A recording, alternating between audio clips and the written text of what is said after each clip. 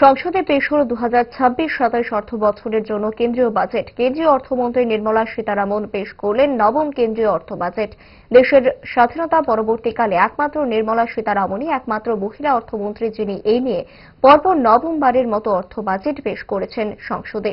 এই গর্বের মুহূর্তকে সাধারণ মানুষের সাথে ভাগ করে নেওয়ার প্রয়াস নিয়েছে বিজেপির বরদোয়ালি মণ্ডল কমিটি। রাজধানীর বটতলা শিব মন্দির প্রাঙ্গণে আয়োজন করা হয় সংসদে বাজেট পেশের সরাসরি সম্প্রচার।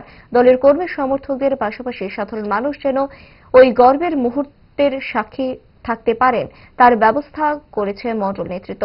মণ্ডল সভাপতি শ্যামল কুমার দেব সহ অন্যান্য দলীয় নেতৃত্ব উপস্থিত ছিলেন এই কর্মসূচিতে। সংবাদ মাধ্যমের সামনে কর্মসূচি নিয়ে বলতে গিয়ে শ্যামল কুমার দেব জানিয়েছেন,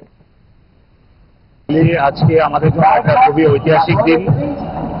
ভারতবর্ষের এই প্রথম কোন মহিলা অর্থমন্ত্রী নভেম্বরের মতো বাজেট পেশ করতে চলেছেন এবং অলরেডি বাজেট এখন চলছে অধিবেশন।